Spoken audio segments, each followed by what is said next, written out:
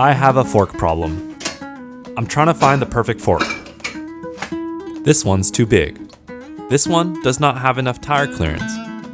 This one's really nice, but you can't buy it because it's made by Specialized. This one looks good, but it has a weird brake mount. With Artifact, I'm trying to build the best metal bikes in the world, but I have a huge problem. No one makes the fork I want. I need a road fork that clears 35mm tires, has 2 offsets so it could fit big and small riders, and has a slim, streamlined aesthetic that matches the skinny tubes of a metal bike. No one makes the fork like this for one reason: tapered steerer tubes. A tapered steerer tube gets wider towards the crown of the fork, where the forces are greater. The claim is that you can build a lighter, stronger fork, which is true if you're tunnel visioned on forks. But you don't ride a fork, you ride a bike, and bikes are a system of parts.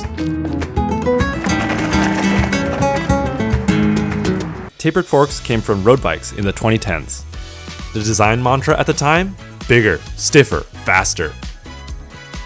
Carbon bikes were starting to take full advantage of the material. Tubes were getting bigger, and so were the forks.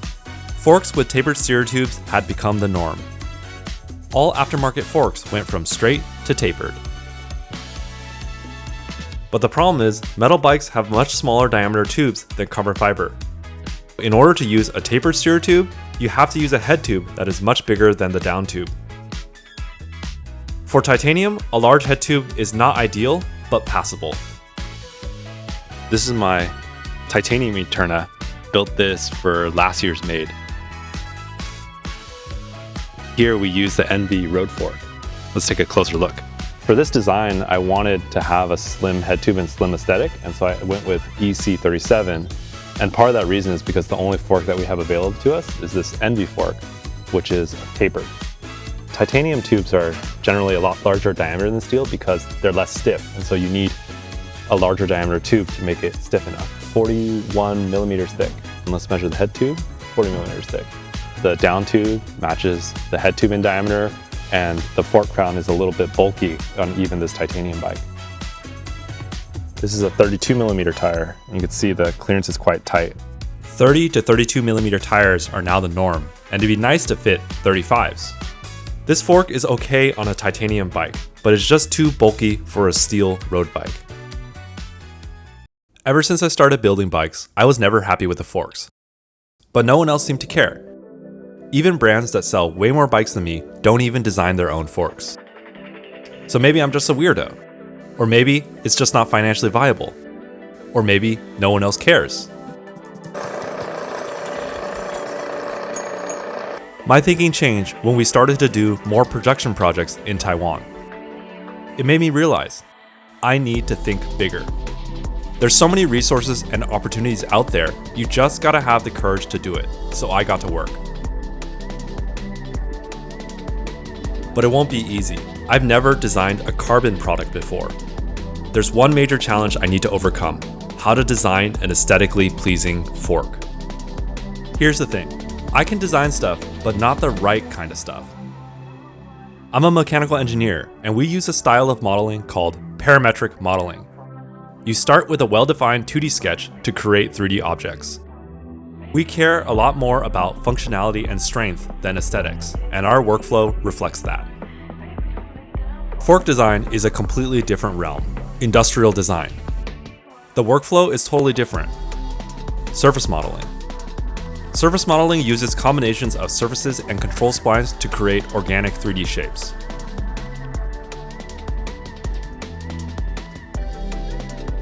I've never used surface modeling before, but you can learn anything if you put your mind to it. So every weekend, I would sit down, watch tutorials, and try to learn surface modeling. Turns out, I couldn't learn surface modeling. Well, more like my software was not specialized enough to create perfectly smooth surfaces, or that's my excuse. So I sent some cold emails and found my guy. In the cycling industry, there's really no way to separate industrial design from mechanical engineering. Shaping carbon fiber is as much a surfacing challenge as it is a structural challenge. It's a manufacturing challenge. The funny thing I'm learning is because I come from a hardcore mechanical engineering background, it does not matter about the FEA or the results if it doesn't look good. And that's where that's why I'm working with you, is because how important it is. People buy a bike because it looks good. Absolutely, it is. And also tied into that are ergonomics. How does it feel? How does it physically, how do you physically interact with the bike? Aerodynamics is critical. You don't have one person doing styling and one person doing aerodynamics and another person doing mechanical engineering or carbon layout. There's no way to separate all that. It has to be done as a holistic effort. And that's what's really fun about highly technical bike designs. Well, that's why I stick to steel, because it's simple. It's almost like the constraints of material. Simplify your life, and then you can focus on other aspects that matter. But in this case of a carbon fork, the fork is just so important because it dictates the handling, the tire clearances, so it dictates what kind of bike you build, it dictates the fit, and I think most importantly, it dictates the overall aesthetic of the frame. It does. I appreciate that you respect the design of the whole, of the bike as a whole. There's a lot of frames out there with forks stuck on that are just afterthoughts because they're what's available. But yeah, if ultimately you want a bike that not only performs really well, but you also want to, hang on your wall as a lust-worthy object, then it's got to be considered as a whole. I'm really excited about this fork. Good, yeah. No one's done such a intentionally designed fork. I think it'll be a great point of differentiation for you. I think it'll help create a little more of an iconic aesthetic for you. With the design done, I needed to find a manufacturer. I'd been chatting with some of the big carbon manufacturers in China, but I felt like they were not open to sharing much information, which is fair. They have much bigger clients.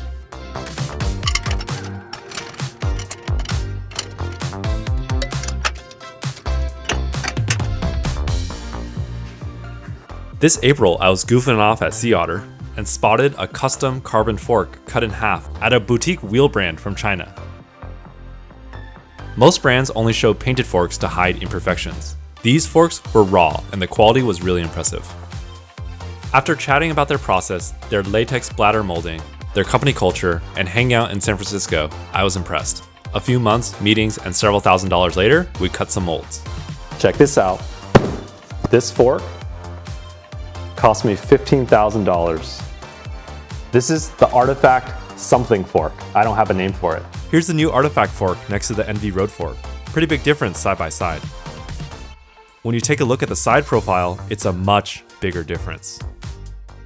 Compared to the NV, the Artifact fork has a straight steer tube, which means it will lose some structural efficiency. We gained some of it back with an integrated crown race. But more importantly, the straight steer tube means I could use a much lighter head tube. Up until this point, we were limited by what forks we can buy, and I didn't feel like any of them suited modern road bikes. It took a lot of time and money, but finally, we have some samples. Let's bring this video home.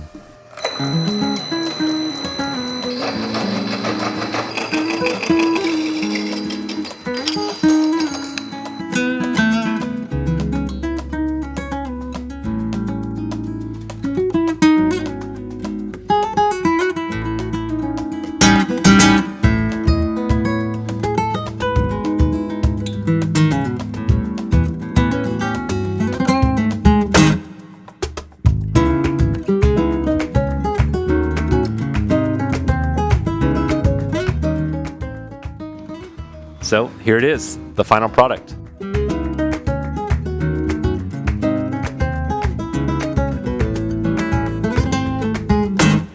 I'm super excited how it came out. Honestly, I was pretty nervous because there was a lot of money and time invested in this product, and you just don't really know until you build it up how it's going to look together. And I gotta say, it looks really good. This is basically my dream steel bike.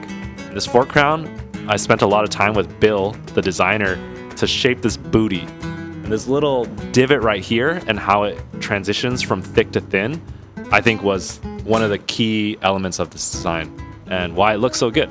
I forgot to mention the most important design feature, the flat wings. This crown is skeuomorphic, a fancy way of saying it's a throwback to a steel-lugged fork, the Samson flat crown. If you're gonna make something, you might as well make it beautiful. And of course, it has the 700 by 35 millimeter tire clearance. There's not really a road fork like that. And external cables, which make a lot of sense. Big thanks to Bill Stevens, who designed this fork, and a huge thanks to Light Bicycle, who went above and beyond to produce this sample fork in time for Made, and they've just been really good to work with. Yeah, a lot more work to do. Production version of the fork, production version of the frame, so stay tuned.